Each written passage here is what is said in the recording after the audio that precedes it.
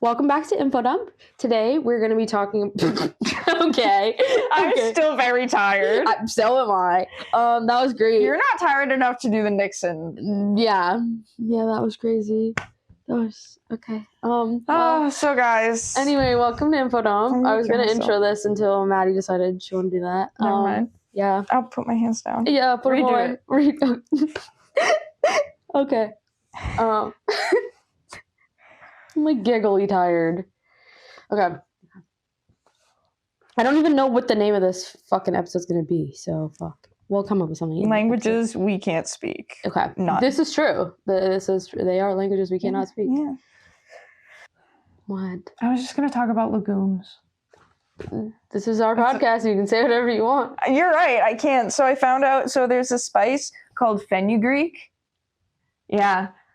That sounds like a joke. And it's a legume. Fennel. It's in the same family as peanuts. And tree nuts? Not all tree nuts. Oh. No, I think peanuts are the only nut that is a legume.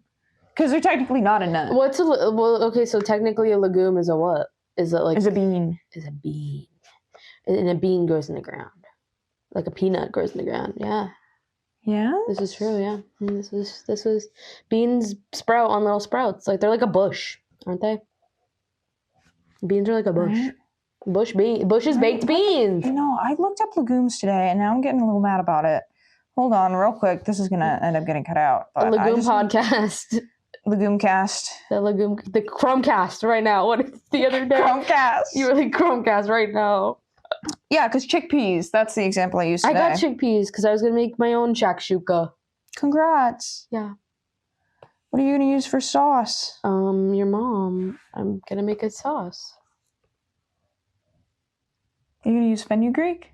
I don't have that handy, so no, but... Shame. You're not gonna grind your own fenugreek like I did today? So what is it made out of? Shakshuka? No. Or fenugreek? Yeah, like what is... It's like, a legume. It's a bean. Oh, you said that. I'm sorry, I forgot. Yeah, you did say that. And cumin? What color is cumin? Like an orange. It's like solid brown. So, yeah, okay. I was thinking like a... I was thinking more like a red. Like I'm thinking like a paprika. brick. Like a brick. Right? Like I was thinking like a... No, it's fucking like doo-doo brown. Like cinnamon? No, cinnamon even has some red to it.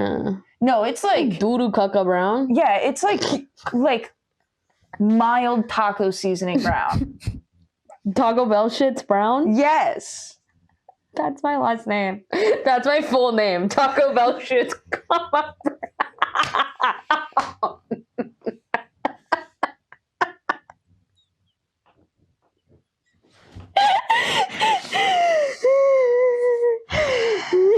Hello, my name is Taco Bell Shit's Brown. Oh! Man cereal. Disgusting. Gotta get some of my looks maxing cereal, you guys. Okay, I have to show you this thing, and I will put it up on the screen. Because I was thinking about peanuts and legumes and things like that today. This is the funniest thing I've ever accidentally typed. Oh no.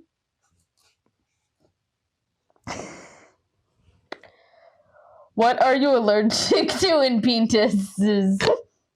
And I just typed, and as you can see, it started Googling. Yeah. And so when it loaded, the search suggestion was, if you have an allergic reaction on your penis. And I was like, I'm so sorry, work Wi-Fi. But yeah, I was also curious, if you're allergic to peanuts, are you allergic to all legumes? You're not, because it is a specific protein in peanuts. Oh. Or an enzyme. Well, then, yeah, because I think people are allergic to peanuts, and most people are allergic to tree nuts, and then peanuts are the subcategory, actually. Think on that one. Well, no, they're two separate. It's like tree nut. You're allergic to tree nuts, and then also peanuts, because a peanut isn't a tree nut. You're a tree nut in a square. It's a rectangle. Yeah. And a rectangle's not a square. Yeah. Is a hot dog a sandwich or a taco? Oh, I can get into this. Yeah, that's good. That's an episode. Is a Pop-Tart a ravioli? Okay, but is a ravioli the standard? It can't be is a ravioli a Pop-Tart? It can't be vice versa? No, Pop-Tart's brand name. Oh, okay. I get what you're saying. Okay, yeah. You're right. No, you're right. I guess. Yeah. And I guess like, filled pastry. And so a salad is a mixed item with bread intermingled. Bread has to be incorporated? These are all items with bread. Okay. Like the bread rule of food. So a taco's a salad. No, a taco is a taco because it has bread on 3 sides. It's the cube rule of food. That's what they call it. Okay. And then the last one is like a salad, has the bread inside. That's which I is need why you to put salad fingers over that. The nettles. The nettles are making my Margaret Cumberdale, Hubert Cumberdale, Margaret somebody. What is it? The nettles are making something milk. The milk, yeah, the milk like the milk come out of my tittles, tittlies or something. Yeah, Okay. it's really the nettles are making milk come out of my tit. I think he just says tit. I think he literally teat. Yes, It's teat. Yes. You got it. I hope your neighbors just hear us screaming teat. Who is my choppelganger? I can't right now, guys. Like, seriously, stop texting me. At first, I thought you said, I thought you meant like chapel ganger, like chaperone. No, chopel. I was like, that's interesting. Like Chopped. Yeah, like who's Like the cooking show. Yeah, that's how far removed from the internet you are. Okay. Chopped is bad, right? I don't know. Oh, like the word. I thought you meant the show for a second. I was like, I don't know. I don't fucking watch it. It's such a good show, first of all. I really think you should watch it. It is really good. I don't watch it, so I would But know. But that was funny. Gen Alpha term, chopped. Chopped and unk. Yeah, like bad. Like Ugo? Like chopped. Like you're chopped. Like you're chopped. Like you're chopped. Because I'm not on the internet, so I'm chopped. Sure. Did I use it right? No. Good. Chopped is Because I'm not on the internet. chopped is like looks. Like your looks. Okay, so yeah. Chopped. Yeah. Yeah, so Ugo. Ugo is pretty good. Ugo's all right. But is it like I think chopped is like pretty bad though. Is it worse than Ugo? I think so. I think chopped is like bottom Hierarchy of insults. That's a pod topic. Yes. That's a drop. That's a drop topic. Drop it like it. Pop, drop it. Pop, drop it.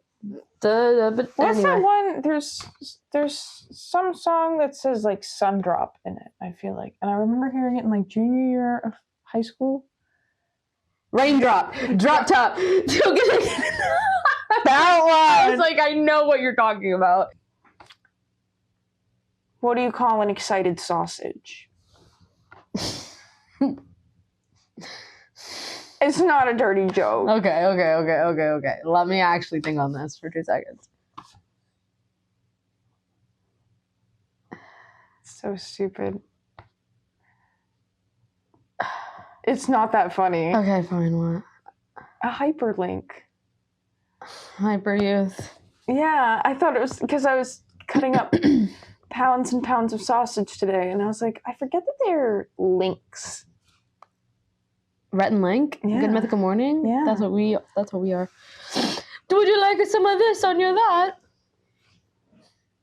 Have you seen that? I don't think so. I don't think I've seen that one. It's Link and he explodes. Oh, that's good. Anyway, like the motorcycles. Like the motorcycle, like the Pamela Anderson motorcycles. Pamela under I want to start this, but I'm like, I can't even speak. Okay. The ADHD's just too strong It's so today. bad right now, like actually, guys. Welcome back to Infodump, guys. Today, I'm going to be talking about kind of like the history of language and the phonetic alphabet and a couple different things. We already filmed this once, so I lost the footage. yeah, so like we kind of are a little over it, but it's okay. We're just sleepy. just a little tired. Just tired. So I'm gonna try to go through this a little quick. So bear with me. But yeah, I'm going to start off with the history of language, just to have some context. It's believed that the earliest record of humanoids using speech and vocal language could have been as early as 200,000 years ago, with concrete evidence leading us to note language 50,000 years ago. As it was thought to be that humans were the first to develop speech and language, new evidence shows that Neanderthals may have actually been the first to use vocalizations to communicate. Researchers at the University of Binghamton, Researchers at the University of Binghamton in New York and the Universidad de Alcalá, it's Spanish, in Spain, used high-resolution CT scans of fossilized ear structures in 2020 to create 3D models that resemble the ears. The model was able to recognize sounds of up to 5 kilohertz, the frequency range of modern human speech. It's unclear whether or not Neanderthals were able to speak the way we think of language today, but it was evident that they definitely had some sort of vocalization, mainly consonants, that they used to communicate amongst themselves to modern humans. As evidence is also in part in the notion that early humans share some DNA with Neanderthals. And didn't you make fun of me last time? They're not actually Neanderthals. How do you actually say it? Neanderthal. I feel like I forgot about that. I remembered that because I was like, I'm not going to say it again. And then I did. So, good. Whatever. Languages change and evolve with the evolution of human immigration and outward expansion of civilizations. It's estimated that there are between 5,000 and 7,000 languages in the world, but the actual number is unable to be traced based on the distinction between languages and dialects.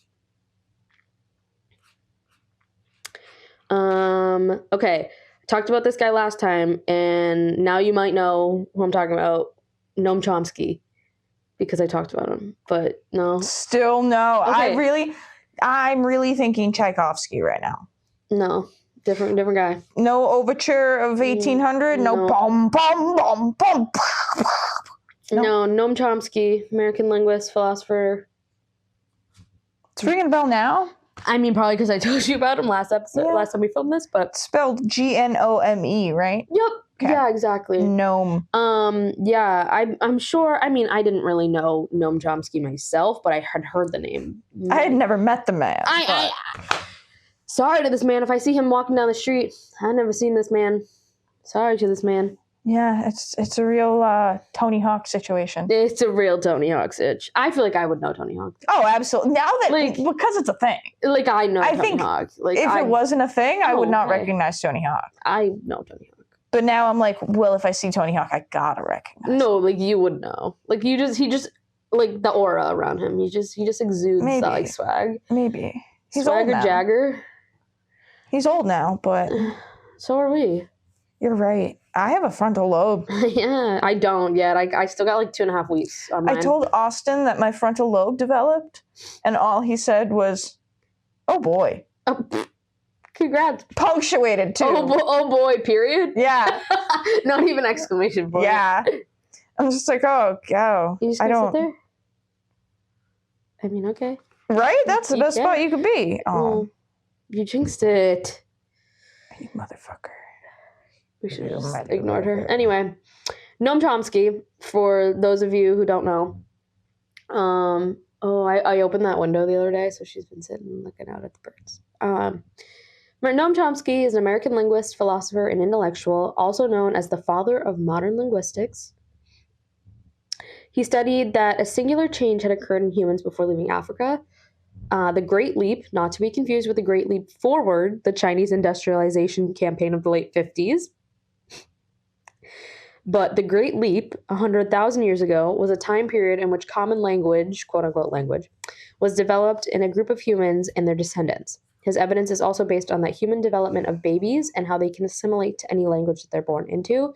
The language is not inherently specific to a biological process. It implies that no other major change or evolution has occurred in humans since said Great Leap. So yeah, basically just being like, at one point, we all developed this way of learning how to speak, and it has not really changed since. So, yeah. Yeah.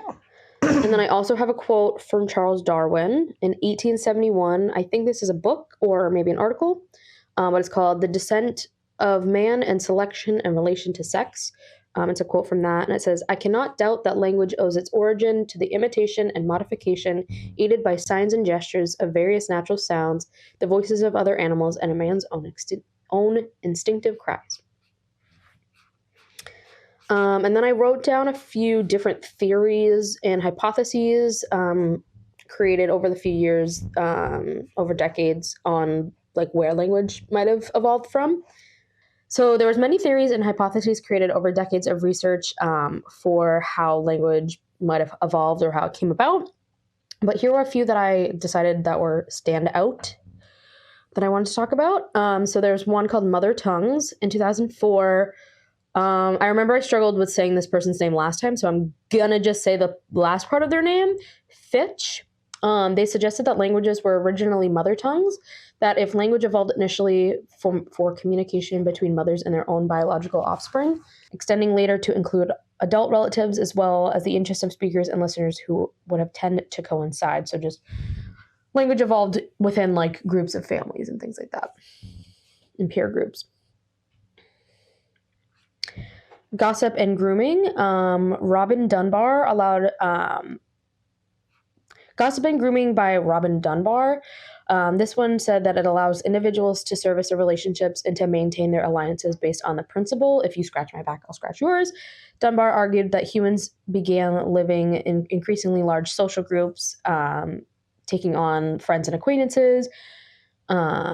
Basically, vocal grooming is what it was like, ended up kind of being. Vocal grooming? Yeah. Is an interesting phrase. It is. In this day and age, it is. Another theory called the humanistic theory, where people and social and rational by nature, this urged them to create languages by means of communication for their ideas.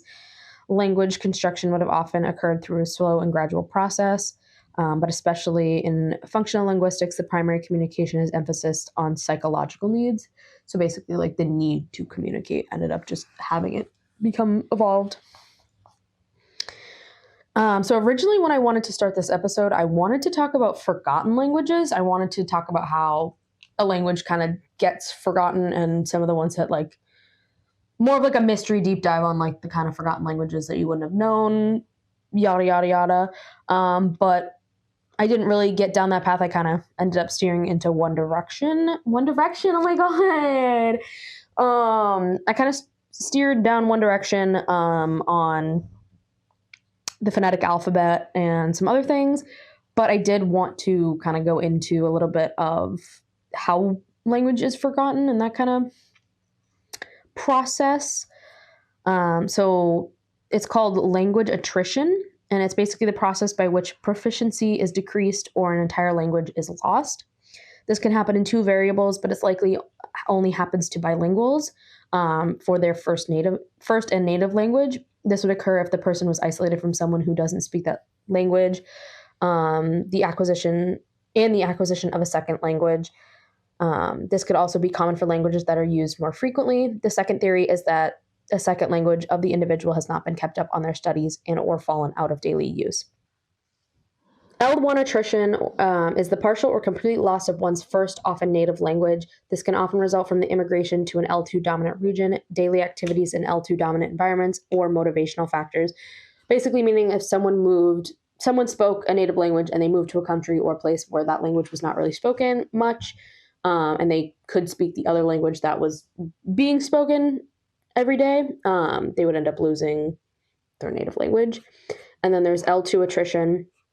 L2 attrition is the loss of one's second language, which can result in a cross-interference from L1 or even from an additional third language, L3. Unlike L1 learning and attrition, L2 learning and attrition are not a linear phenomenon and can begin in multiple ways: vocabulary loss, weakness, syntax, or simpler phonetic rules. Basically, that one is like, basically L2 attrition is kind of what I'm going through, honestly. It's like you start studying a language and then you just don't keep up with it. So don't really keep it in your back pocket. Yeah. So I have language and other linguistic properties that I kind of want to talk about, just because they come up a little bit as I go through. So phonetics are the branch of linguistics that are concerned with the articulation and perception of speech sounds. Phonetics are then divided into 3 categories. There's articulatory, the actual sound of the speech, and the logistics behind it, like airflow. Acoustic, waveforms and frequency or amplification, and auditory, speech perception and stimulation of the actual sound to the listener. For most languages, phonetic transcription makes it possible to show pronunciation with something much nearer to one-to-one relationship between the sound and a symbol than is possible with language orthography. You tried to help me say this word last time. Orthography. Orthography. Okay, I'm gonna say that part again. For most languages, phonetic transcription makes it possible to show pronunciation with something much nearer to a one-to-one relationship between sound and symbol than it is possible with the language orthography. All right. I also wanted to write down some communicative modalities, the method in which communication is relayed. So we have oral and oral, O-R-A-L and A-U-R-A-L. It's mouth to ear or sound and listening. And then manual visual, like sign language, hands and eyes. Yeah. Orthography, I had it right here actually. A set of conventions in written language, spelling, pronunciation, word boundaries, capitalization, hyphenation, and emphasis. Nice. I wouldn't just write random words and not have definitions for them, just so you know. All right. Now let's get into the meat and the potatoes of this episode. The phonetic alphabet. So for the main portion of this episode, I wanted to talk about the phonetic alphabet. There was a video by this guy, do not remember his name, but the video was great, and that's kind of where I got a lot of my research from. So I will have it linked below. Go watch his video on it. But basically, the NATO Phonetic Alphabet is the official international radio telephony spelling alphabet. This alphabet is a nationally recognized set of names for the letters of the Latin alphabet and the Hindu-Arabic digits. Most commonly used in radio communications or over-the-phone communication, it's used to help facilitate spelling words for words that are likely misinterpreted. It was defined in 1955 to 1956 by the International Civil Aviation Organization, or the ICAO. Although it's called the phonetic alphabet, it's neither phonetic nor an alphabet. In terms of phonetic transcription, the visual representation of speech sounds and different symbols. Common civilian use of the phonetic alphabet can be found in retail settings, giving credit card information over the phone for medical data or airline communications. This code was created by a series of international agencies. The code words were assigned to letters of the Latin alphabet with the goal that the letter of the numbers could be easily distinguishable from one another over the radio or a telephone. The words were also chosen to be accessible to English, French, and Spanish speakers. The official alphabet was finally determined after hundreds of thousands of comprehensive tests, including 31 different languages. So I quizzed you last time, so let's see if you remember. Yeah. Let's see if you remember them. Should I just go for it? Yeah, just go for it. Alpha, Bravo, Charlie, Delta, Echo, Foxtrot. I can't remember the alphabet. Hold on. G. I almost just said Jericho. That doesn't even start with a G. Jericho. Golf. Yep. What's the next letter? H. Hotel. I. Yep. Well, I said indigo, but isn't it yes, India? Correct. See, You can remember certain things. I don't even know where this is coming from. Okay, J. Jacuzzi. No. That'd be really fun. Right? Jacuzzi's a brand name, though, so. Yeah. Unfortunately. A jacuzzi? That's my next episode I'm going to do. Brand names that are like names, like household Kleenex. names that are, because my Nana always says, like, give me a Kleenex. Mm-hmm. Anyway. J.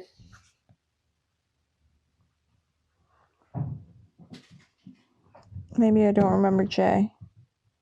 I'll come back to it. K. Oh, so many bad words just came to my head. I don't. Like, I don't have one. Unless it's the only one that I'm thinking of, which is crazy if that's the one you're thinking of. It was mentioned the other day in conversation. So What? because it was I don't want to say a Freudian slip, but there was some words got mixed up, Okay. some letters got mixed up. Okay, we'll talk about it Things later. were said. Yeah, Kangaroo. sure. No, I said that last time. yeah, I think you did. Check the tapes. Shit, we don't have them. Exactly. Yeah, we don't have them. That's why we have to refilm this. Skip. Skippity doo da day. L. I got the first half, and not Now gonna you're lie, stumped. yeah, I'm in the first half. L. Yeah, no, my brain just went completely blank. Madison. No, what the fuck is it? Maroon. No. N. Nancy. Nope. What the fuck? Why can't I remember them? I was This just is on so such funny. a roll. No, because I gave you all of them too. We went through all of them. No, I remember that now. Yeah. But All right. Do you give up? wait, N-O? Yeah. O. Oscar. Yep. P. Fuck. Platoon. No. Sure. Q. I don't remember Q. I don't remember Q being part of the alphabet, honestly. I don't remember Q being part of the alphabet as a code. That's a good one. Yeah, no, never mind. Okay. R. Raggy?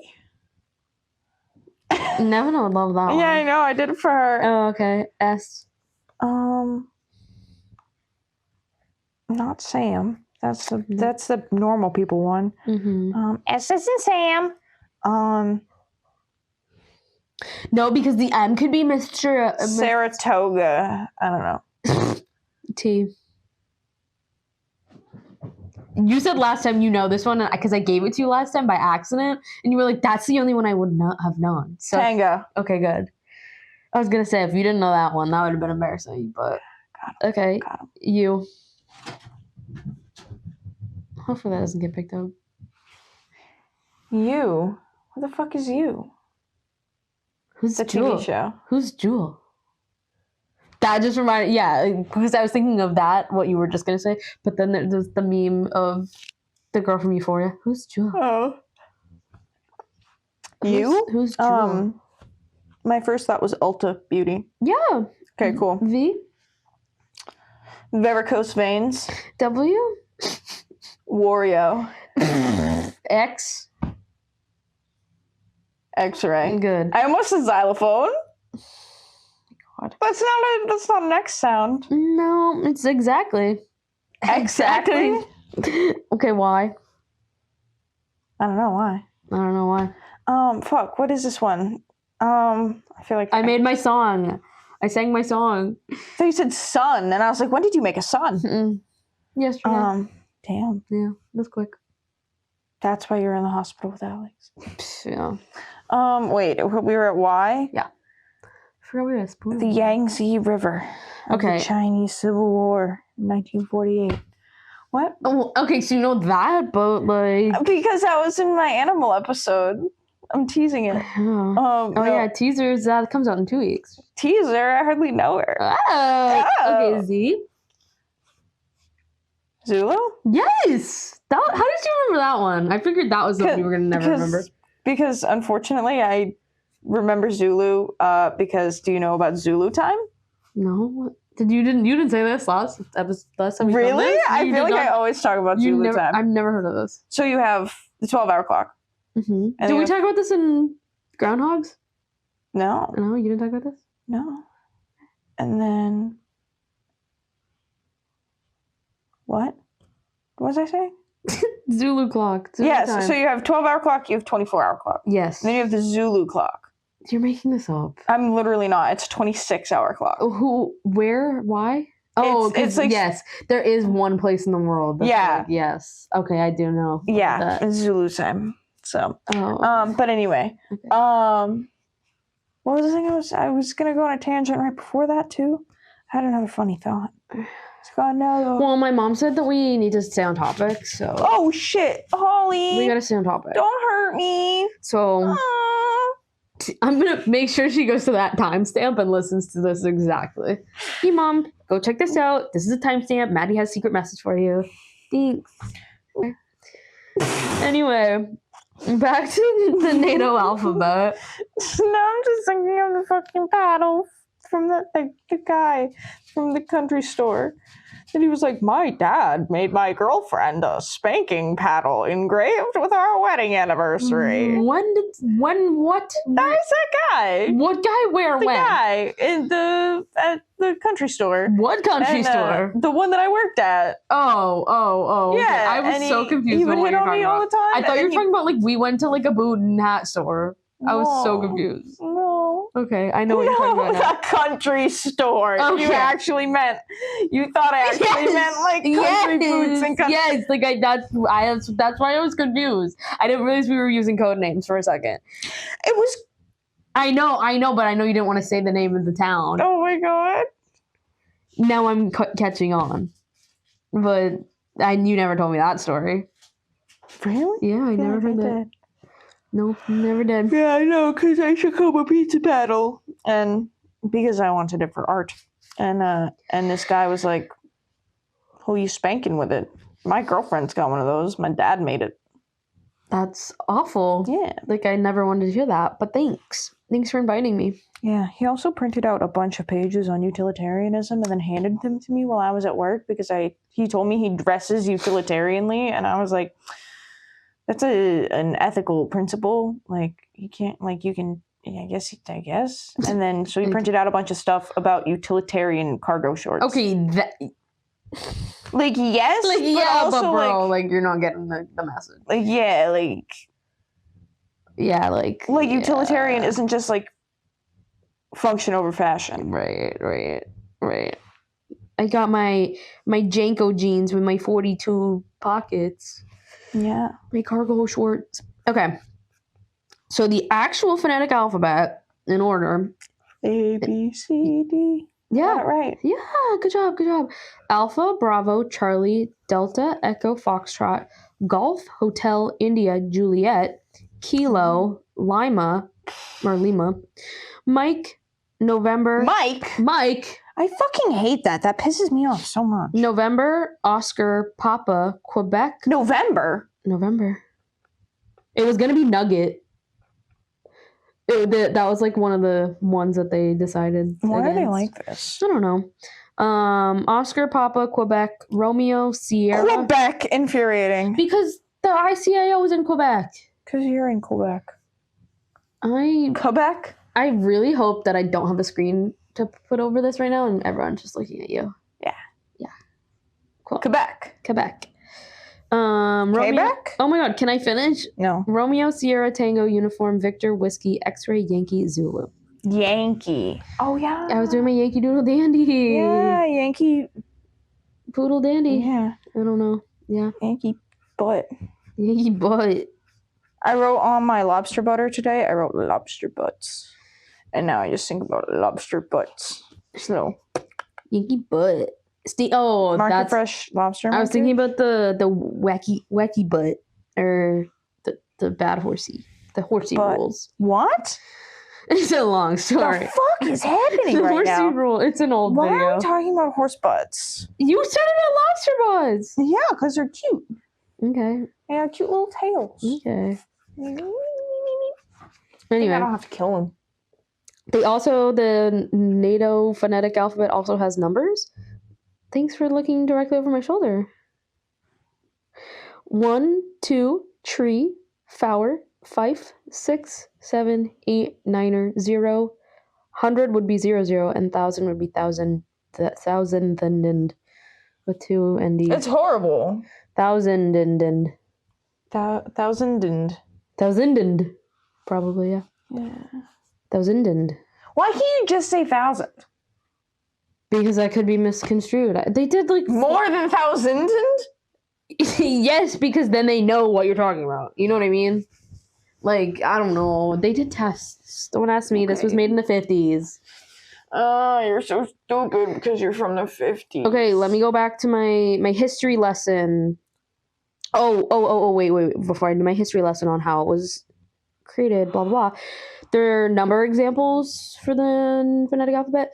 1300 would actually be 1300 if it's a code or a serial number, but 1300 if it was altitude or distance. Just so you know. 1,300? 1,000.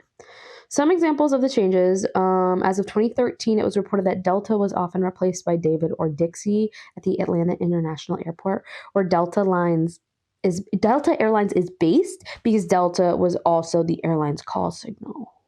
Oh. They couldn't use that. So. Oh. See, and I thought you were going to go in the direction of this airport fucking hated Delta Airlines and they refused to say their name. No. Dude, have you ever been to the Atlanta airport? No. Oh my god, it's fucking massive. I got lost in there. There's literal, I don't know if they have them at Logan. I don't think they do, but they have like train cars to get, like little like subway cars to get to your terminals. I thought that was cool. crazy. That was pretty crazy. And then I fell going up the escalator because Caleb was running so fast and I couldn't catch up. And then we missed our plane by 1 minute. Good. Because I couldn't run fast enough. Air traffic control also once referred to taxiway D at the same airport as taxiway Dixie, although the practice was officially discontinued in 2020. Just so you know. Foxtrot may be shortened to Fox at airports. British police use Indigo instead of India. Yeah. In Indonesia, London is replaced for Lima because Lima is the Malay word for fife. It's reported that hawk is also sometimes used for hotel in the Philippines. Oh. All right. So now people use hawks as hotels. Mm-hmm. How do you stay inside one? Should we do that for Golfball? Yeah. We should live on a hawk for the weekend? Yeah. Cool. Yeah. Do you have hawk pay? A hawktel? And it's like a hotel that's themed around hawks? That's very niche. It would be pretty fucking cool. It would have. I feel like it would have to be like an animal themed hotel that has like a hawk room. Okay, we can come up with other animal puns. Okay. Hawktel. What other places? Oh, like an inn. We need it like right. Flamingo Inn, something like that. Yeah, we gotta the inn, a hotel. The Flamingo. Yeah. That's right. Yeah, I was thinking like what else do you call a hotel? Like there's inns, there's hotels, B&B, B&B, bees, the bees and B. Yeah, the B&B, like it would just be B and a B. Yeah, B&B. That would be a cute one because it would be like garden themed. Yeah. That would actually be really cute. This is like giving Bob's Burger. Right? B&B. Resort. Oh, resort.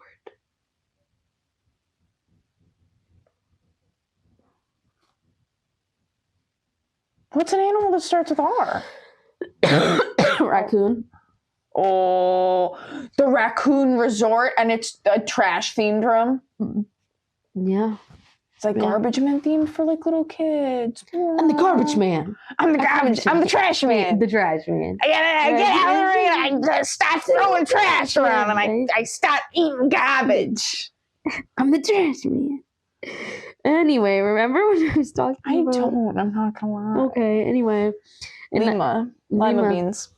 In 1904, AT&T let its employees working on the phone lines know that they should start incorporating the following letters and in any letters they were communicating to avoid confusion.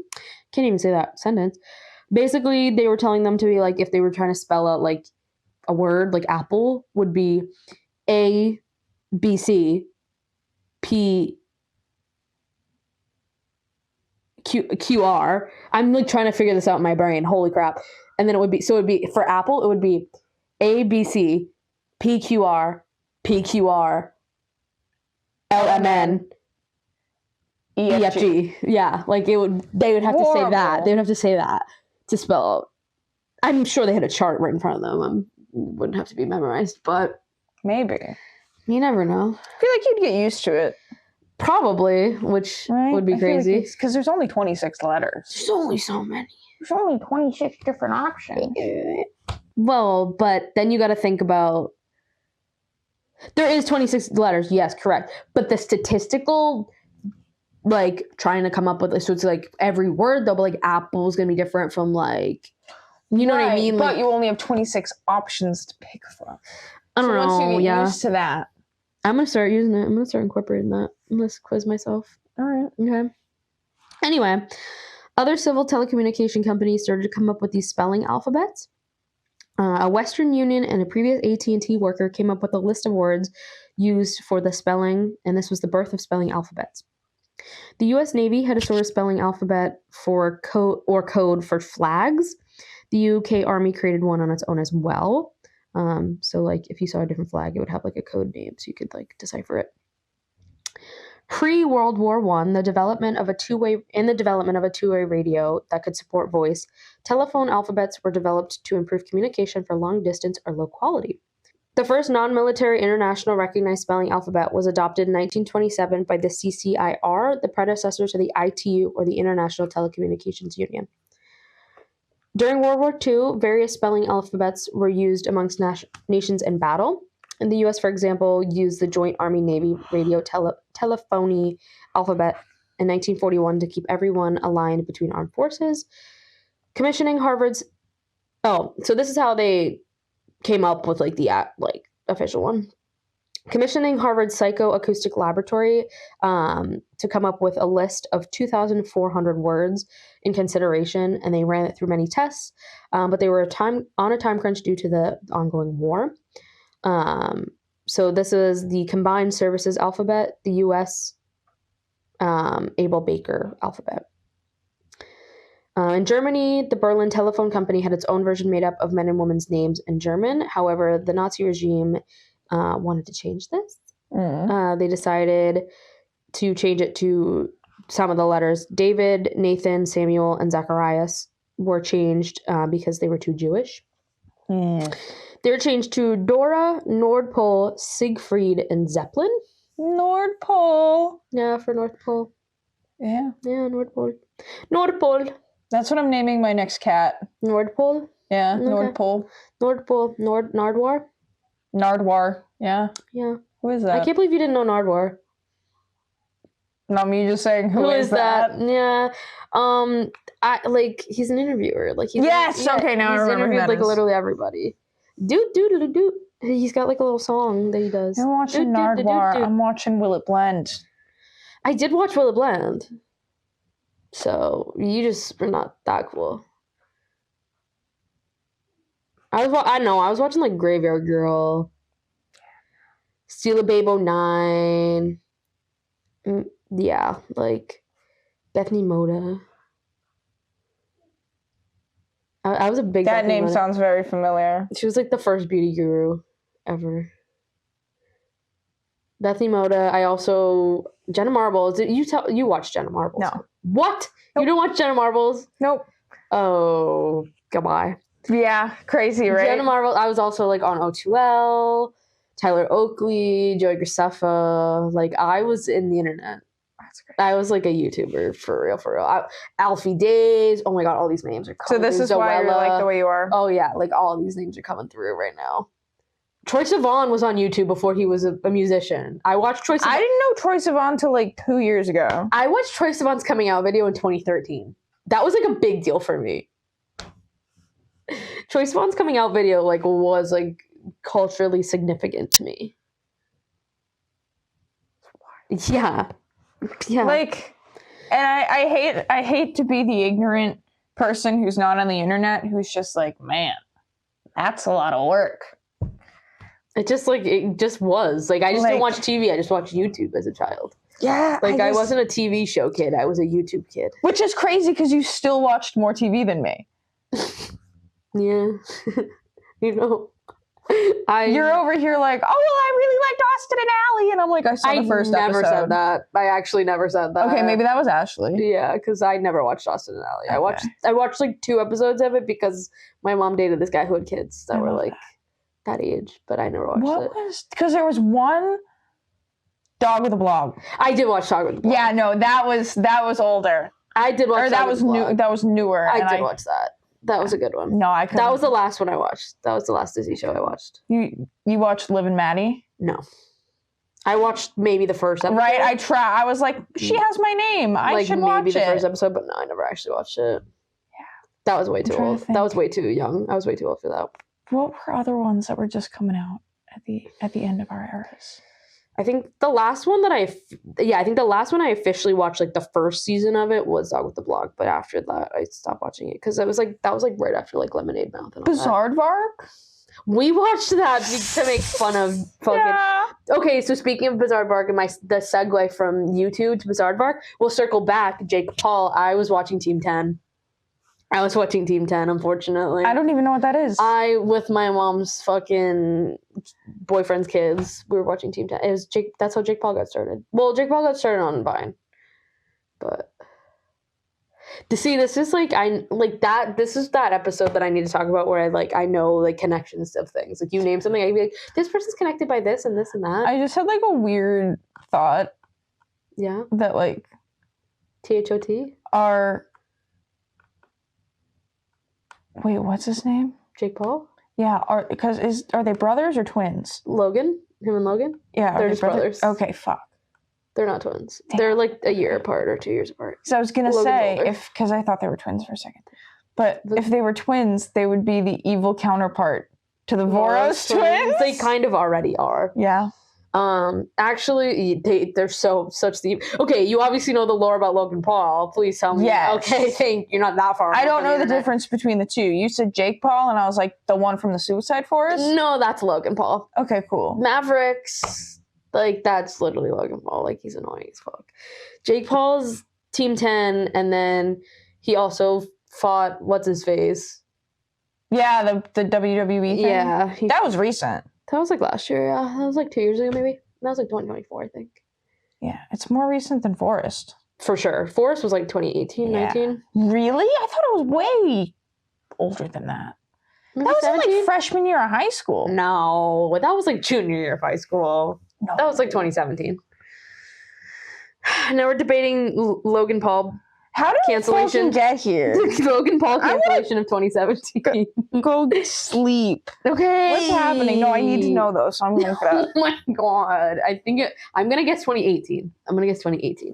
Okay, so I'm gonna backtrack because we just like 2 sentences because we got sidetracked.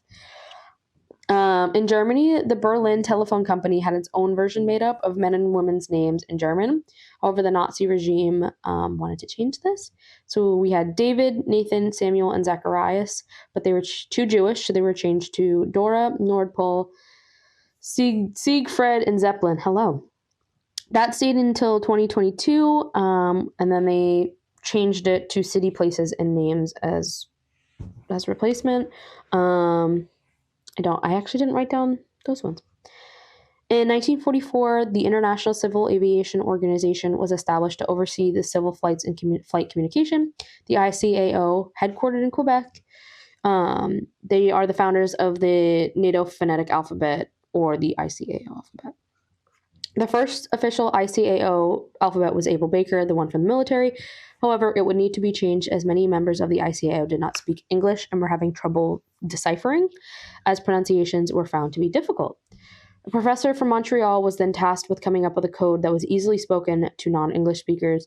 This is where alpha is spelled ALFA, and Juliet is actually spelled with 2 T's. It's spelled, how do I have it? JULIETT. ETT. Spelled with 2 T's. A professor. Oh, I just said that. Haha.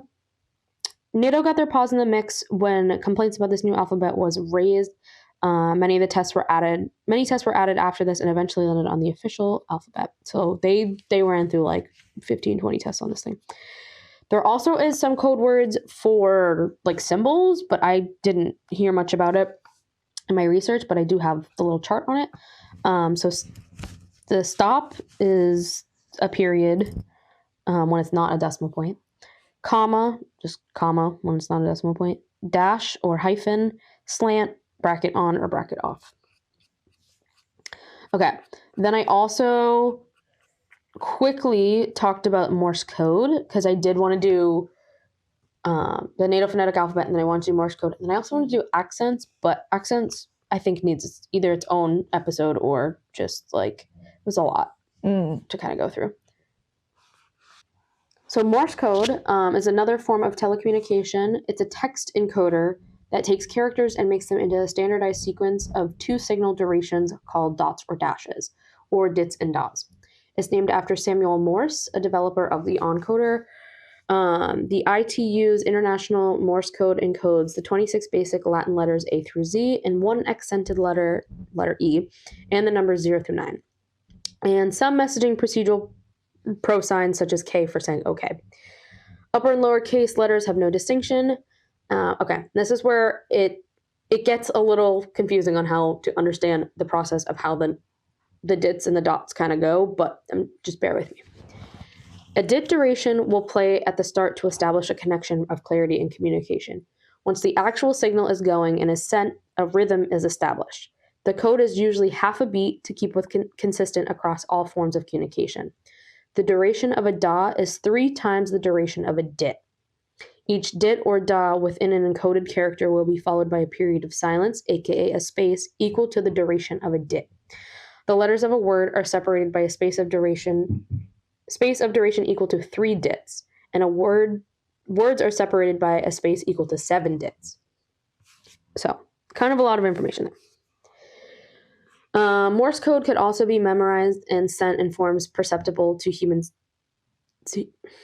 Morse code can also be memorized and is in. Can I fucking read today? Morse code can be memorized and is sent in a form that is perceptible to human senses. For example, sound waves or visible light, meaning people trained are able to recognize it. Usually transmitted on an information channel such as an electromagnetic current, radio waves, visible light, or sound waves. A code for Greek, Cyrillic, Hebrew, and other languages that don't follow the 26-letter Latin alphabet have also been developed. I feel like I need to breathe for a second. I feel like I'm stumbling over all my words.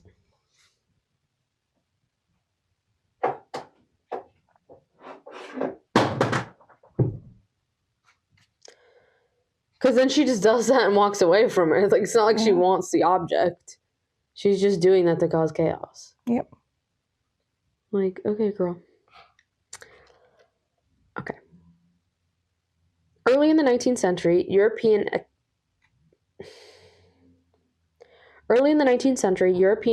experimenters made progress with electrical signaling systems.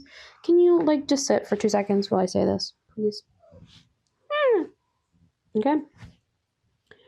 Early in the 19th century, European experimenters made progress with electrical signaling systems, using a variety of techniques, including static electricity and electricity from voltaic plates or electrical batteries that continuously provide an electric current to a circuit, producing electrochemical and electromagnetic changes. These experimental designs were precursors to practical telegraphic applications. The Morse system for telegraphy was designed to make indentations on a paper tape with electrical currents when electrical currents were received. Morse's original telegraph electrical current pushed a stylus onto a moving paper tape, making an indentation on the tape. When the current was interrupted, a spring retracted on the stylus, and the portion of the moving tape remained unmarked. In the earliest design of the code, Morse had planned to transmit only numerals and use a codebook to look up each word according to the number that had been sent. However, the code was soon expanded by Alfred Vail in 1840 to include letters and special characters so it could be used more generally. Vail estimated that the English language letter frequency by counting a movable type he found in type cases of a local newspaper that he read in Morristown, New Jersey. Radio telegraphy using Morse code was vital during World War II, especially in carrying messages between warships and naval bases of belligerents. Long-range ship-to-ship communication by radio telegraph using encrypted messages. Long-range ship-to-ship communication was by radio telegraph using encrypted messages because voice radio systems on ships were quite limited in both their range and their security. It was also extensively used by warplanes, especially on long-range patrol planes that were sent out by navies to scout the enemy warships, cargo ships, and troop ships. More about boats. As of 2015, the United States Air Force was still training 10 people a year on Morse. I did try to do this last time. I'm not attempting it again this time, but I wrote our names out in Morse code. So I can show you the code. Yeah. This is what it looks like. Isn't that crazy? Yeah. Put it up on the screen. But yeah. So the future of language, American author and linguist and professor at Columbia University, John McWhorter, had projected that in the early 2100s, roughly, she's going to knock that knife over. Cool. Thanks, girl. Beanie. Just let her do it. All right. So the future of language. Where are we going to go with the future of language, you say? She's staring me down. I don't like that. There's going to be a lot of editing for this episode. I apologize. I only have a week to get it out. Yep.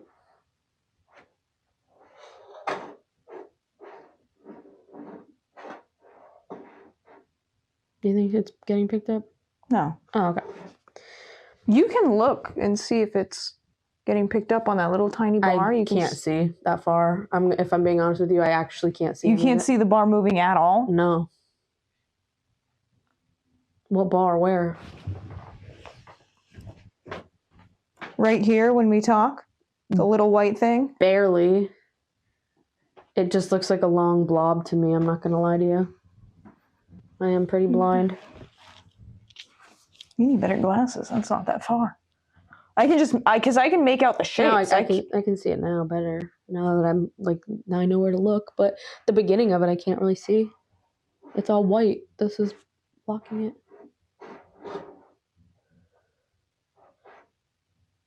But anyway. American author, linguist, and professor at Columbia University, John McWhorter, had projected that in the early 2100s, roughly only 600 to 700 languages will widely be used in day-to-day communications, noting that English will remain as a dominant world language.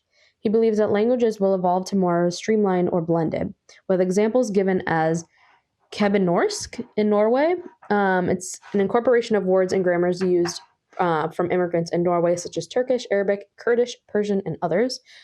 Others have also debated that English will be one of several major languages due to an increase in bilingualism and research that noted a decrease in native speakers. I also had this funny little tidbit, a French investment bank called Naxxis, right? Is that what we said it was last time?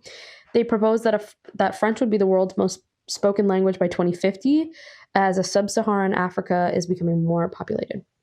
All right, so a few months ago, I did a piece on the Rosetta Stone, and it ended up being a little short. So we're actually going to close out this episode with that story. So please enjoy what I found out about the Rosetta Stone. So, it's mid-July, 1799. 1776. Sorry. Yeah. 1799. Honestly, great time period. My favorite to learn about. 1780s to 1820s. Mwah. You got Mary Shelley. You got Lord Byron. You got the French Revolution. You got so much going on. So it's mid-July, 1799. You're trekking through the Egypt desert with your military buddies. As one does. Your tall hats insulating your head. Through your heat-induced paranoia, you have a premonition that you're gonna die in the cold? You shake off that thought, and your group comes across a dilapidated fortish thing, and your sarge says, "This is it, boys, our new fort." You realize he wants you to, fix it. Make it livable, I guess? You grab some shovels and start digging out one of the walls. There's gotta be a floor somewhere. But there's one place that doesn't quite look like sandstone. Is that granite? Dirty-ass granite. And is it carved?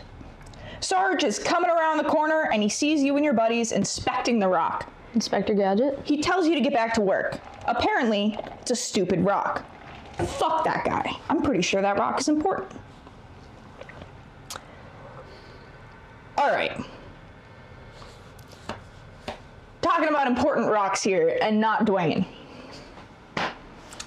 Disappointing. I wanted to talk about Dwayne. I will talk about Dwayne. Okay. I would love to. I watched Red 1 on Christmas. Oh, Have you seen that movie? No. Great. I thought it was some like Rudolph Speed Racer thing. No, Santa heist movie. What about the game plan? That With was Madison pretty good. Pettis? Madison Pettis?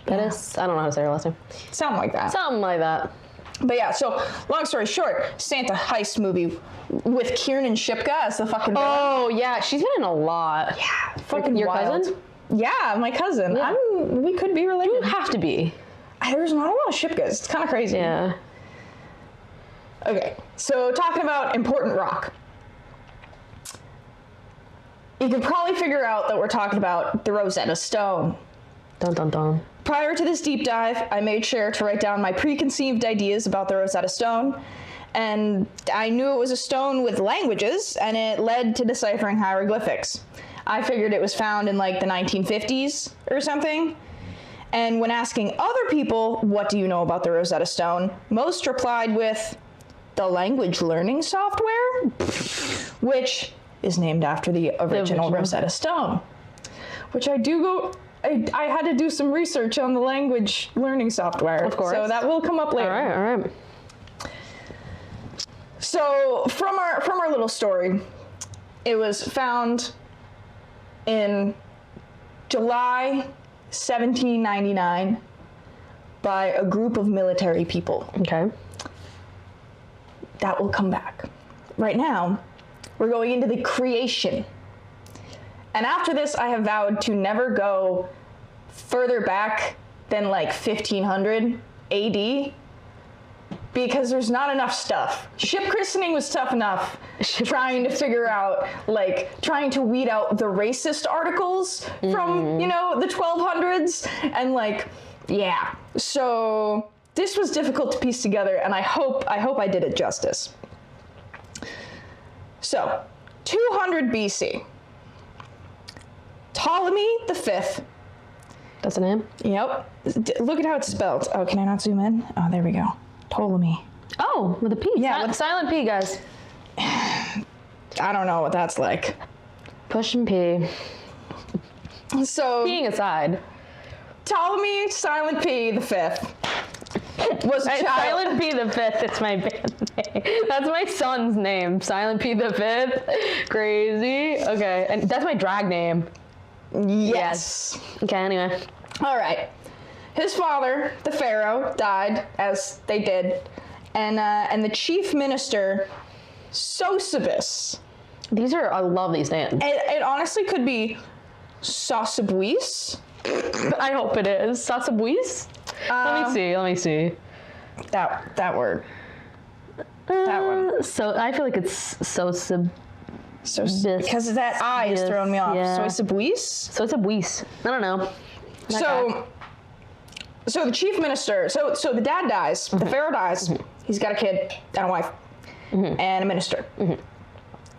So the minister said, well, the pharaoh's dead. If we get rid of this wife.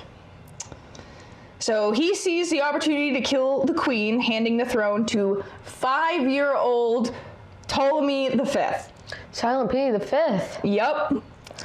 Due to his age, he couldn't rule Egypt effectively, which, there were some pharaohs that were 9.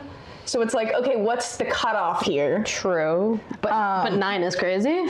Yeah, no, I think King Tut was recorded as the youngest. Yeah, I was gonna say. He was 12. I was gonna say. But that was when he was coronated or whatever. Something when he was yeah. sworn in to be pharaoh. He Ptolemy wasn't sworn in to be pharaoh until he was 15. He was just given the. Yeah, he was just the next in line. Got you.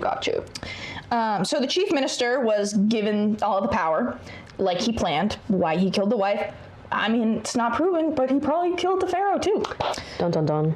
Blah, blah, blah. Phantom of the Opera starts playing. So Sosabuis. I love that. No, I really do. I'm having a good time with this. He shared his power with what's referred to as his cult, and over the years, a revolving door of regents controlled Egypt. So it's just, I think, you haven't seen the show Disenchantment, but it's I've seen parts of it, but yeah. Yeah, it's a Matt Groening show, and basically there's this like cult that all the people in the castle are kind of part of that like the kingdom doesn't really know about. And it's like they all have like third eyes on their head. Yeah. And they wear like creepy robes and like meet under the fucking moat. That's what I'm Meet Under the Moat? That's a band name. And yeah, Meet Under the Moat is a good one. Great band name.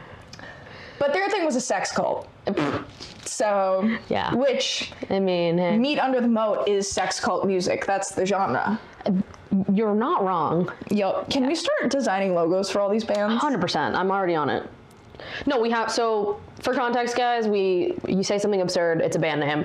And then we started taking the band names and saying, okay, what kind of music would they make? So now we need to make the logos for the, Yeah. I always think of Wet Bee on my window. That was the first Wet one. Bee on my window, yeah. Yeah.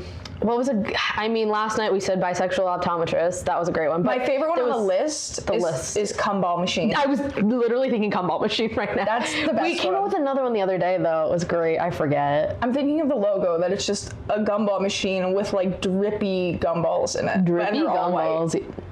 With like a glitter glue. like the glitter texture? Yes. I will come up with that for you, and I will insert it right here. Good. Yeah. All right, so we got a sex cult controlling Egypt. That's not confirmed. I don't know if they were that.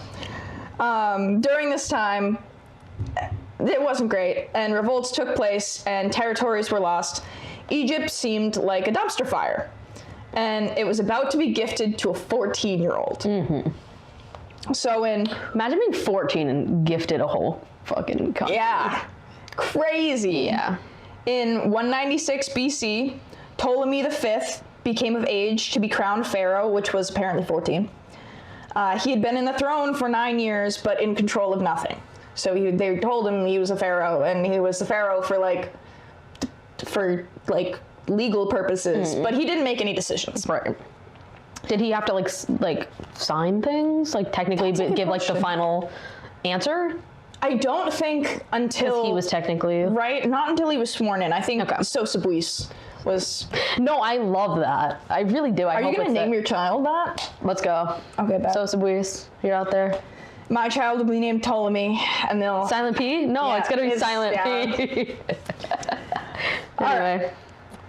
So, at Ptolemy's coronation, he promised change, and he proclaimed that. Get ready for it.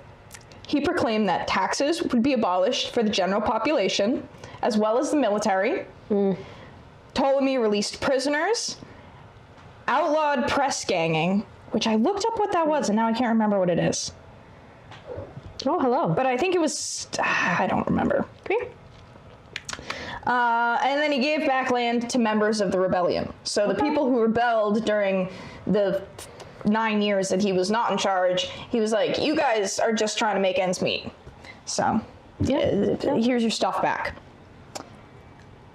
So as well as this, Ptolemy proclaimed that there must be shrines to him in temples, which was not out of the ordinary. Pharaohs were godlike in the eyes of the Egyptians. And ordinary people shall have shrines in their homes if they so wish. There was an option. Okay. Outfitted in the same gold that the temple had. That was a requirement. Oh. So everyone got the same fanciness of shrine. Okay. Fucking Kami King. Yeah. Like, we love it. Yeah, okay. So, so he established all this during his coronation. This was like his big speech. And he said, make copies of my decree so everyone shall know. Priests, hear this command. And the decree of Memphis was copied onto 28 stone slabs. Thus, the Rosetta Stone and all her counterparts are born. Beautiful. Crazy. Did you fucking know that? I didn't. So, This part is important. He wasn't perfect. Nobody's perfect. Miley Cyrus. Yeah. Or Hannah Montana. Sorry. He did kill the leaders of the rebellion. The people who were involved, who were just like the grunts, you know, they were fine. He was like, you guys, I get it.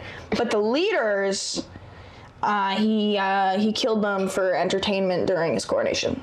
You know, as one does. Yeah, just how you got us sometimes. What else is there to do? Right, what else can a guy do? What else can a 14-year-old do? That was their version of video games. When they say video games are too violent, they've never seen an Egyptian coronation of a 14-year-old. Yeah, you know? I just Fortnite who? That and have it go viral. Right? Fortnite who? Yeah. Dude, no. Imagine, it's just like the 14-year-old with the fucking gun or so. I mean, it's Egypt, so they did not do that. They had no automatic weaponry. Imagine it's like they're like all decked out in their like gold and shit, and then they just have like an AK. Crazy. Awful. Yeah. Okay. So remember the story that I started off the episode with? You're in the desert. You say, "This rock is pissing me off." Sarge says to ignore the rock. He'll just stand in front of it so you can't see it anymore. Robert, this rock is pissing me off. This rock is pissing me off. You know that. You know I've heard that. Yes. It's from a VR chat room. I quote that so often, and I was so proud that I got to work this in. Yeah. Because it's literally, Robert, this rock is pissing me off. Then don't look at it. It's pissing me off. I'll stand in front of it so you can't see it anymore. You have to add that in. Let me go get her. Take a break for a sec. Excuse me, girl. Hey. Oh, you also didn't put a nose ring in, I noticed. yeah, I forgot. It's whatever. Yeah, just thought you wanted to know. It's on this side. I think, Right? Is it? Yes. Yeah. You don't even know. I have no fucking clue. All right. So, Sarge stood in front of it so you can't see it anymore.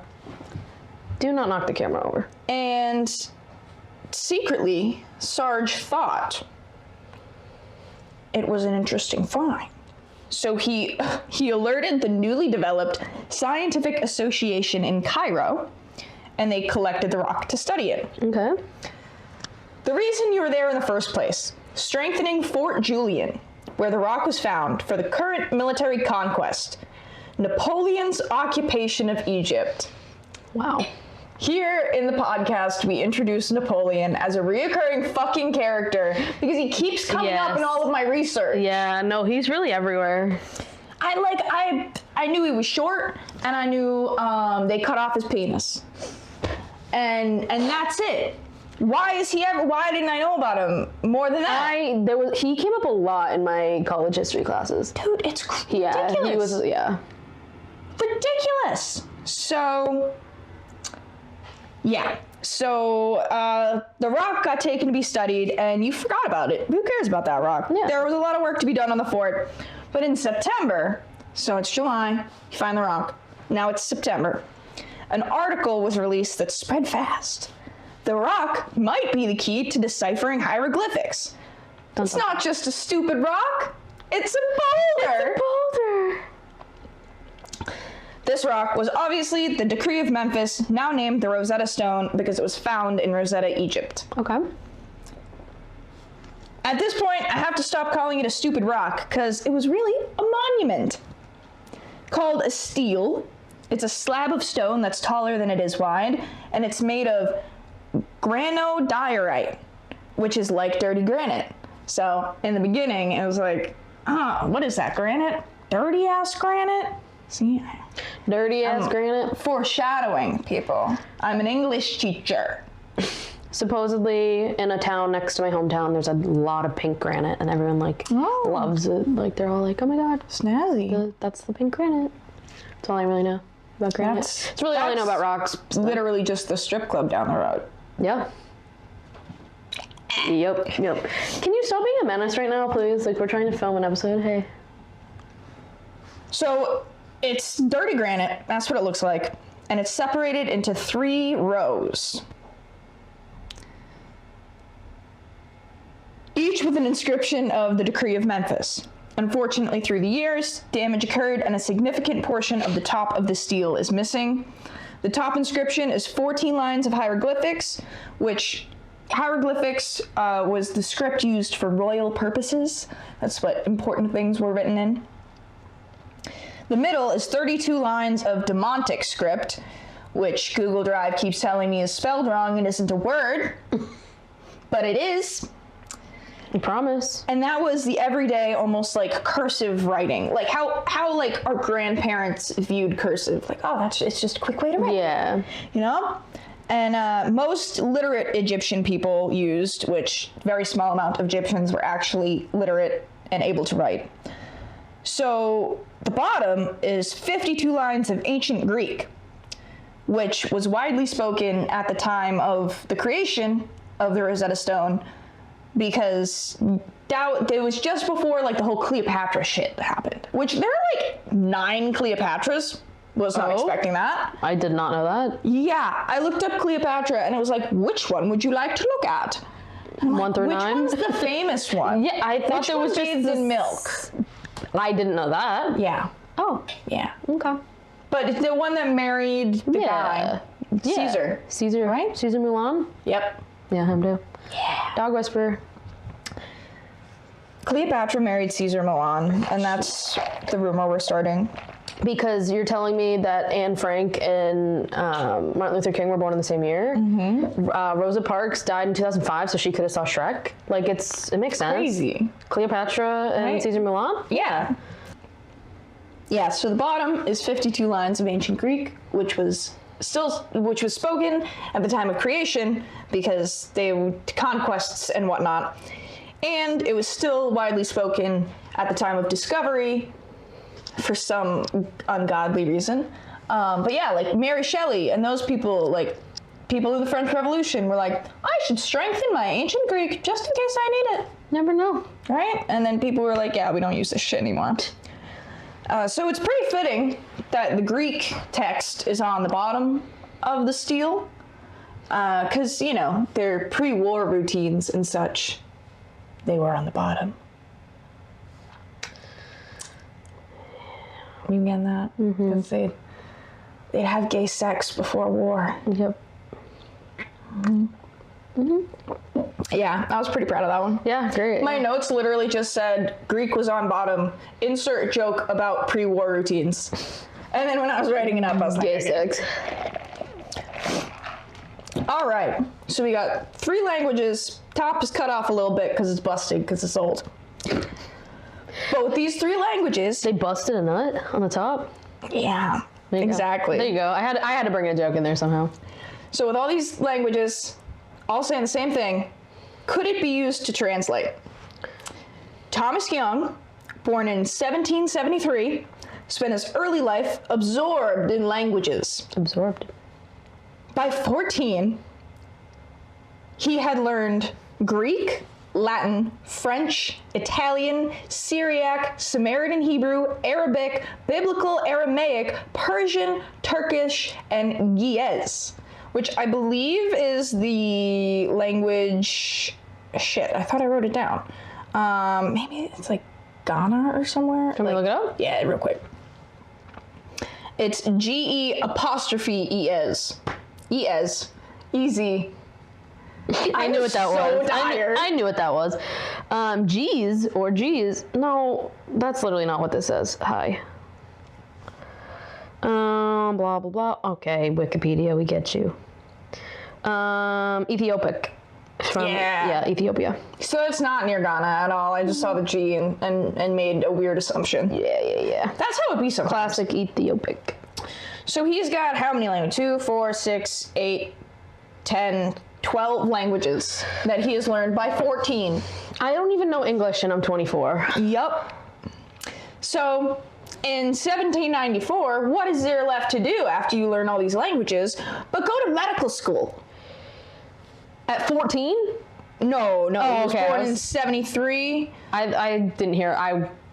He would have been 21. Okay, still. I don't know. I was not paying attention to that last bit for a second. Yeah, That was crazy. so in 1794, he went to medical school. Oh, okay. I didn't hear what year you said. He became a doctor of medicine and began his own practice, which was really all you could do back then. Hey. There's no hospitals. It's just, hey, I learned things. Can I cut you open? Yeah. Lobotomy time. Woo! So in 1802, he then became a professor of natural philosophy, which... Naturally. Yeah. Natural philosophy is just science. I figured. Yeah, it's infuriating. That's what they called science before they knew it was science. Science. Wire. So, became a professor at the Royal Institution. He studied things like the dangers of the introduction of gas into lighting. Okay. So he was the one, like, how I say I'm like how people were with microwaves, with air fryers. That people were like, don't keep that microwave inside. It's gonna give us cancer. I'm like, the air fryer's gonna give us cancer. He was Probably. like, the gas in the light bulbs is gonna give us cancer. Not that he knew what that was, but. Yeah, him. But yeah, so he was the first. Tinfoil hat? Yeah. Yeah. But I think he did find stuff about gas and lighting, and we were like, yeah, that's probably not good, but it works. Yeah. He was also tasked with finding the length of a pendulum and finding the time it would take to swing. Okay. That's pretty cool. So like, I guess he figured out the equation that it would take to like swing a pendulum and figure out how long it would swing for. That just like gave me a visual, like, obviously I know what a pendulum is, but like just the first thing that came to my mind was the Boston Science Museum with the sand one. That was like the first thing that came to mind when you said that, but obviously like I have like pendulums that we use for like spiritual stuff. Yeah. Also known as being a smart person in the 1800s, 1700s was fucking easy. I said this like 2 weeks ago. If I was the first person to discover languages or like discover numbers, like, dude, of course I would be like so smart because I'd be the first one. Like, literally, there was so much shit to discover back then. That's what I mean. Like, yeah, I really had that epiphany a couple days ago. I was like, fuck, Aristotle's not that cool. No. I could have done that too. Literally. I could have questioned what the moon was made out of. I could have had a fucking apple fall in my head and know about gravity. So, an object in motion stays in motion unless otherwise, whatever it is. I actually don't remember. That was... I saw a video and it was like, Newton announcing his first law of motion, and it was like, hey, and then it's cheering and like walk-up music and everything. He's like, hey, shit that don't move, hey! Hell yeah. No, yep. True. No, but true. True that. So Thomas Young was now language buff and yeah, built like a baked bean. Baked bean-ness. So he did a lot of smart people things, and all this genius was also put to work on the Rosetta Stone. In 1813, so what, he would be 40, he joined the team deciphering the Rosetta Stone. Although he was late to the party, Billie Eilish. Is that a thing? Isn't that? Yeah. Late to the party? Something, yes. I feel like you're on something with that, yeah. They had been studying the stone for 13 years. Although he was late and they had been studying it for 13 years, Thomas Young was credited with cracking the code. Cracked on the code? By 1814. So 1 year into him looking at this fucking rock, he translated the entire Demontic script. Dude, what? Mm-hmm. All right, man. Other researchers had considered Demontic to be entirely alphabetic, but Young realized ancient Egyptian written language was not a direct translation and more of a paraphrase. Oh. In 1822, a competitor published their findings, including the understanding of the grammar of the language. Whoa. Which Young was yet to do. Jean-Francois Champollion became the well-known translator of hieroglyphics because he figured out the grammar, when in reality Thomas Young had laid the foundation by discovering the language was made up of both phonetic and ideographic symbols. Unironically, Thomas Young was considered the translator by the British, while Champollion was celebrated by the French. They're British and French. Right. Do you have like how they their like process with it, how they did that and all that, and like how they were like like how they knew exactly what it was. So Young had specifically used an older, I think it started with a C. I don't remember what. It was like a category of languages. Okay. And he specifically used that to discover that it was like, because he figured out the name first, Ptolemy, and then like worked backwards from there. And because is it like, I mean, obviously I don't really know how this all works like exactly, but is it like, do you think they like do it like word for word or line for line, or like each letter is like well, I think that was the tough part, because that's how they were approaching it for the first 13 years. Yeah. And then it was much more, Thomas Young figured out it was much more interpretive. That it was like, okay, this says cat and this says head. We're supposed to assume that this is a god that has the head of a cat. Okay, I get what you're saying. Like, yeah, like there was a lot of piecing it together and then almost like double checking. I feel like the hieroglyphics. That would be me, of the one that's like, well, like someone else figured out what it says, but I would be the one to be like, no, this is what it means. Like I could do that. I could not figure out the actual meaning. Right.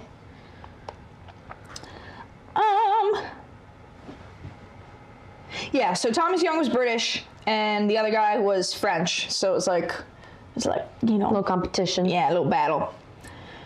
The British and the French seemed to be at odds for a little while. Not only were they competing to translate the Rosetta Stone, but they were fighting to see who could keep it. Oh. Napoleon's French army discovered it and kept it for 3 years, until Napoleon abandoned his troops in Egypt and retreated to France. Yeah. Because he's a pussy. I was just gonna say he's a little bitch. Yup. A literal little bitch. Right? Isn't he shorter than us? Yeah, no, he was teeny tiny. 4'11" or some shit. All right. Yeah. And the Wikipedia article for this is fucking hilarious. Like, the first line is like, basically, Napoleon left his troops like a little bitch. It's hilarious. I need you to Photoshop in here Napoleon Dynamite. Yes. With the hat. Yes. All right. So, Napoleon retreated to France. His troops were besieged by the British army and ending Napoleon's occupation of Egypt. The capitulation of Alexandria was signed, which outlined terms for their surrender, and this included that all artifacts were now considered public property. Public domain? Yeah. Just fucking only after 3 years instead of 70. Yeah. Britain, so now considered public property, Britain took the Rosetta Stone, and it still resides in the British Museum in London. Cut to us in London. Just kidding. Please. Just kidding. No, can we go to London and just go to the British Museum and be like, so why do you still have the Rosetta Stone? Yeah. And just heckle them? Yeah. Because that's the whole thing. Yeah. So why do they have it? Because they don't want to give it back. Still. It's 2025, guys. But at the same time, it's 2025. They've had it for decades at this point. Like, just keep it. So there's been a lot of pushback for the museum to return it to Egypt, as many Egyptians see it as a symbol of colonial looting and cultural appropriation. Okay, that's totally fair, yeah. When I searched if it had been moved, like I literally typed, last time Rosetta Stone was moved, the result was, it moved for the first time in 18 years. And I was like, hell yeah, they gave it back. No. In 2022, they moved it to another exhibit in the museum. I was just gonna say, like, moved rooms. Yep. The only other times it's been moved was World War I. Okay. They moved it to an underground transit station to keep it safe from potential bombings for 2 years. All right, okay. And in 2004, the stone was moved to a climate-controlled case to preserve it. Okay, but they're taking care of it. It's not like it's just, like, loose. I don't know. Yeah, but still... I agree it should go back, but, like, it's not like they're... Yeah. They're being nice to it. Yeah, so... at this point, you might be a little frustrated. Because if you're anything like me, every time you hear Rosetta Stone, you think of the language learning software. The commercials pop in your head, because they always played that shit during Saturday morning cartoons. I literally don't even know what you're talking about. Really? Yeah, that's what I, like, this whole time I'm like, what? That's crazy. So, because I remember vividly being a kid on my cathode ray tube television, the old big blocky televisions. Yes. We had your face too close to and it like statics a little bit. Dude, I had the first flat screen at my house, one of those. I saw the TV with the antennas. Oh my God. Yeah, that was crazy. We love that. Yeah. So, I'm trying to figure out if Tom will ever get Jerry, and you think I want to learn Russian? Well, I had to do a quick Google, and here's some info on the language learning software. They've been around since the 1980s. Began as a CD-ROM based software that you just buy the disc. I think you mentioned this to me, yeah. They shifted to an online downloadable system as of late. They have a fucking Xbox game. It's apparently still language learning, but it's more interactive and video game based. They're putting Duolingo for a run for its money. Well, the next bullet point is it genuinely seems like a Windows 7 Duolingo. If you can picture that, like the old gray top with the gray X. Yes. You know, yeah. Yeah. So their logo is a little like that guy, a little gumdrop shape with 3 lines across it. It's literally a fucking Rosetta Stone. 3 sections. They're unoriginal. Long story short, if you ask someone what the Rosetta Stone is, they'll probably have an answer. But do they really know what it is? It might just be a rock, but this singular rock connected us to hundreds of years of history that we couldn't read yet. It's not just a rock, it's a boulder. But yeah, so that's all my written stuff. I thought You I have had some more. bullets, yeah. Yeah, so this is mostly, so I do have more information. All right. Couple disclaimers. I took some personal liberties with the story. Not all of my storytelling was true. But the discovery of the rock wasn't well documented, so it's assumed that it was discovered when they were cleaning out Fort Julian for occupation, like blah, blah, blah, all that stuff.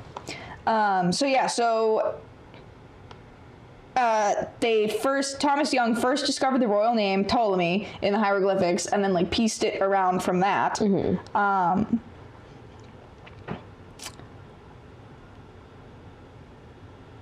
They identified more names and announced their discovery in 1822 that were like, we kind of figured it out. And then they kept working on it from there. The translation is fucking hilarious. Okay. Because it's ancient Egyptian, so it's a little wonky that like, okay, you can't, it's more of a paraphrase, you know? So they had a lot of different terms for stuff. And so the first reads, on the 24th day of the month, Scorpios. Scorpios. Is that supposed to be Capricorn? That is part of our March and April. Oh, okay. I didn't know if that was like... Which correspondeth to the 24th day of the 4th month of the season, Part, which is our spring. The inhabitants of Tamer, which is Egypt. Tamer is crazy. In the 23rd year of the reign of Horus Ra the Child. Yeah, sure, man. So yeah. Whatever, man. That's just the beginning. The rest of it, like, and I did remember looking through it because I was like, okay. I got really confused for a little bit because then they were like, oh, well, it was just a general thing. Like the Decree of Memphis was something everybody said. I was like, no, it was pretty specific. It was pretty specific to Ptolemy's coronation and stuff, and because it did say all the stuff about the rebellions and, you know, so yeah. But you can literally look up like Rosetta Stone translation and it just comes up on like the British Archive or whatever. It's pretty interesting. It's pretty fucking long. I bet. Yeah. Oh, and the reason it was in Fort Julian was because it was in a temple, and then Egyptians kind of moved on from that phase of their life, worshipping pharaohs like gods, and they were like, we need some more wall over here. Use that rock. Use that rock, man. Yup. So, yeah. Yeah. Yeah. Oh, the other important thing is that the Rosetta Stone is one of 28. I think you told me that, yeah. So there are more Rosetta Stones. I don't think all of them have been found. But a handful of them? Yeah. Yep. Oh, okay. Yeah, so it's kind of crazy that we're like, this is the Rosetta Stone when there's fucking 28 of them. I mean, I guess technically it is the Rosetta Stone because it was like the starter of it all. And like the deciphering, so I guess. Right. But yeah, we didn't know shit about hieroglyphics before that. But by the mid-1800s, we had deciphered it. It's pretty cool, Yeah. Yeah, I'm trying to think if there's anything else. I feel like I had more stuff that I didn't put in there. I've been talking about the Rosetta Stone for a couple months now. Yeah. I want to look up the language thing because I didn't know about it. Yeah, so it's just the OG Duolingo. OG Duolingo. And yeah, quite interesting. ¿Quieres esta piaga en español? Yeah. I really feel like I had a significant more. I thought you did too. You like hyped this up a little bit more. I feel like. No, I worked so fucking hard on that. But this is why I say I will never do anything before the 1500s again. Maybe 1200s. Because it took so fucking long just to get that amount of information on Ptolemy. It was absurd. There was fucking different archives, different databases that I was going through because I was just trying to make sure I was like getting the correct information. Like because half the time you get some weird ass fucking blog of some kid who built a Prezi. True. Yeah.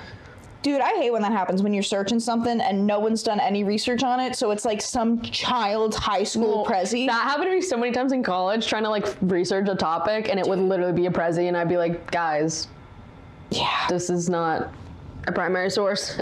Now I'm just thinking of when I had to do a project on Perseus from ancient Greek mythology, and I had to do a Prezi.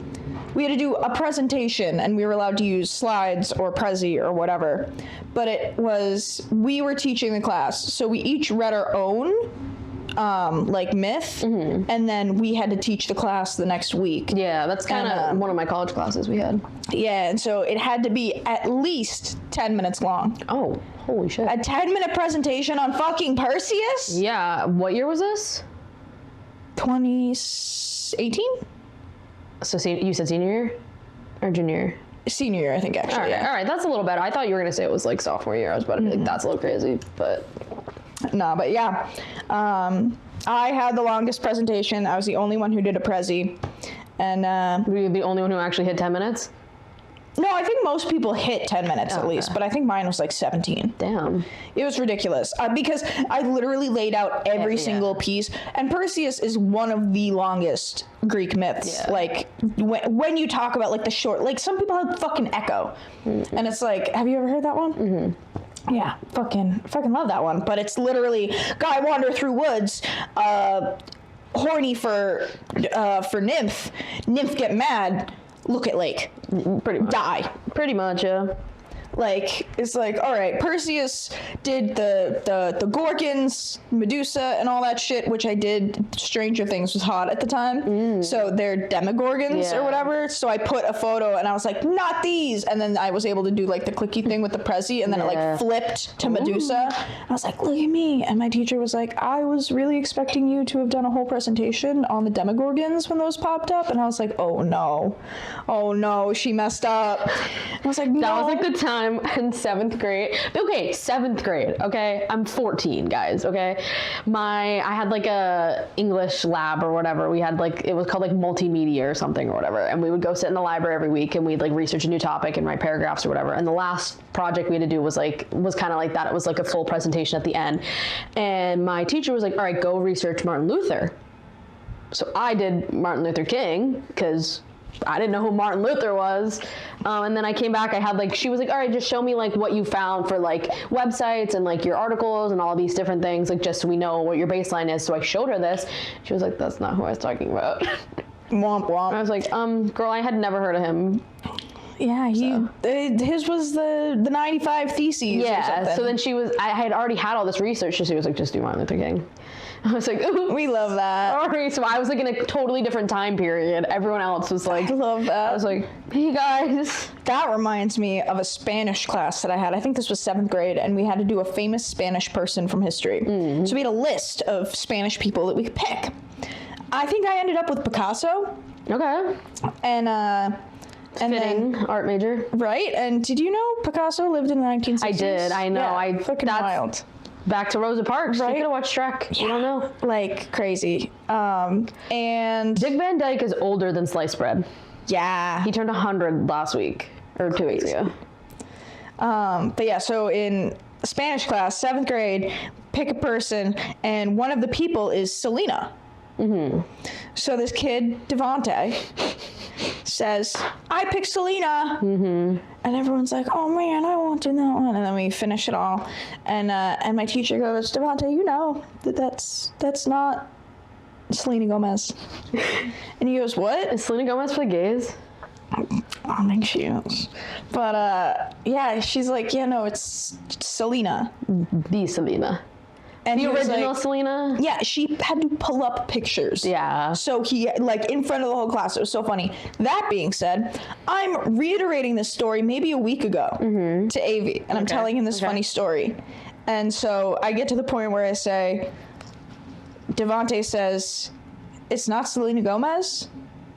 And Avi goes, who the fuck is it then? I mean, back in 7th grade, I probably would have said the same thing, but now I obviously know. You know why I was telling this fucking story?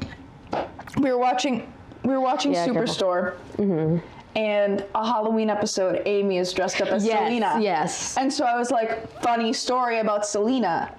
We're watching a show, and she's dressed up as Selena, and everyone's calling her Selena Gomez, and she keeps going, no. Yeah. And Amy's like, who's Selena? All right, bust out some music. Let's go. Literally. Thanks for watching today's episode on the NATO Phonetic Alphabet, Morse code, and the Rosetta Stone. Don't forget to check us out on all of our social media platforms. We are on literally any platform. You name it, we're probably there. We also have a Patreon called The Dumpster. We also just came out with an episode last week about camels in World War II. This month is all about veterans and war. So yeah, it's military month. Yeah, military month. Thank you. So go ahead and listen to that if you haven't. And I think in a week or two, we will have an episode about wartime animals. Go check that one out as well. Thanks.